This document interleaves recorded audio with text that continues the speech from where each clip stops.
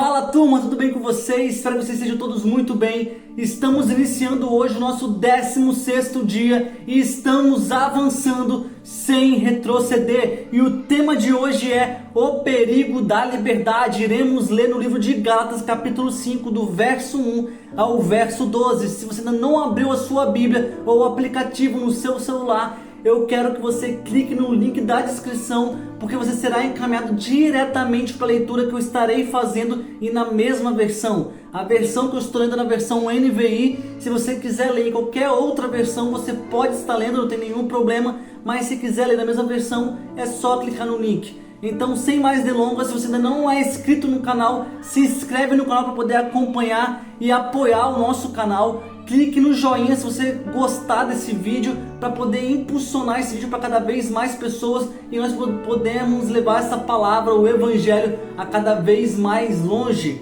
Então vamos iniciar dia 16, o perigo da liberdade, livro de Gálatas capítulo 5, verso 1, que diz o seguinte: foi para a liberdade que Cristo nos libertou, portanto permaneçam firmes e não se deixem submeter novamente a um jugo de escravidão. E Paulo está enfatizando aqui a palavra liberdade para nos mostrar a nossa independência do jugo da lei. E a palavra sujeitar que ele diz aqui no original tem um verdadeiro significado de viver imobilizado por uma rede.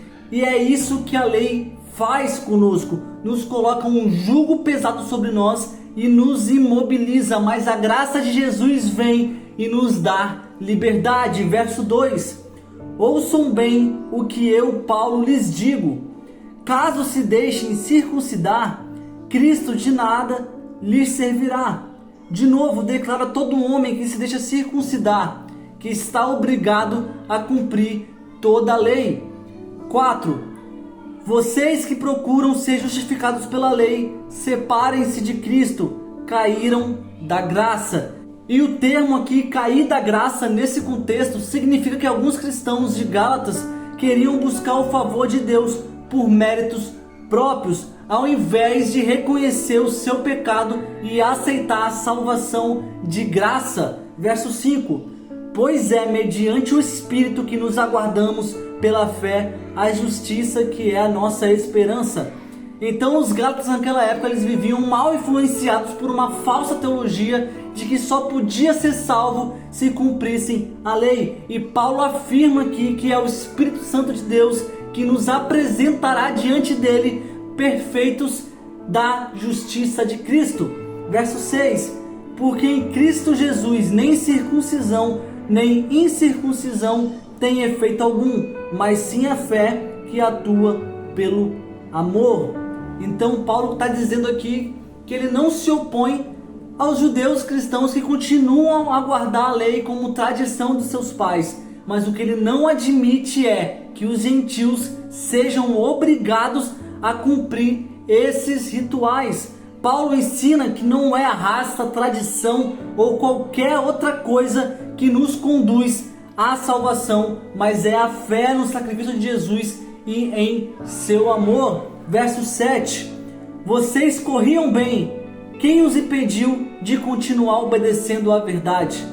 8: tal persuasão não provém daqueles que os chamam. 9: um pouco de fermento leveda ou azeda toda a massa.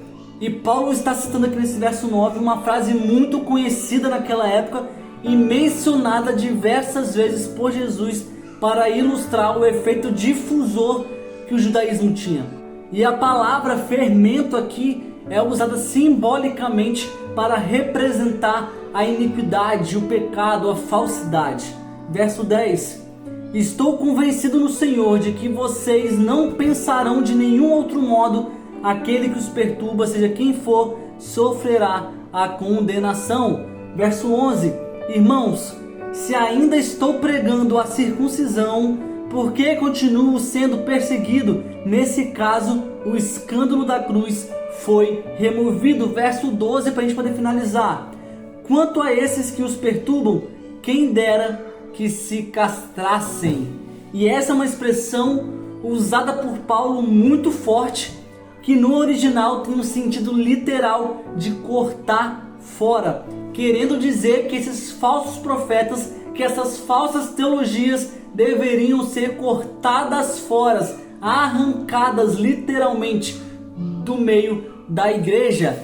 E a gente vai finalizar por aqui, tomando consciência do perigo da liberdade, porque quando nós queremos fazer as coisas por nosso mérito, por nosso esforço para conseguir o favor ou a salvação de Deus, nós estamos errados. Isso é uma falsa teologia vinda por más influências. O verdadeiro evangelho é Deus que nos deu de graça por meio da fé. E já coloca na sua agenda, dia 31 faremos uma live no Instagram. Então se você não me segue no Instagram ainda, mas me acompanha aqui no YouTube, segue lá, que meu Instagram está na descrição também desse vídeo.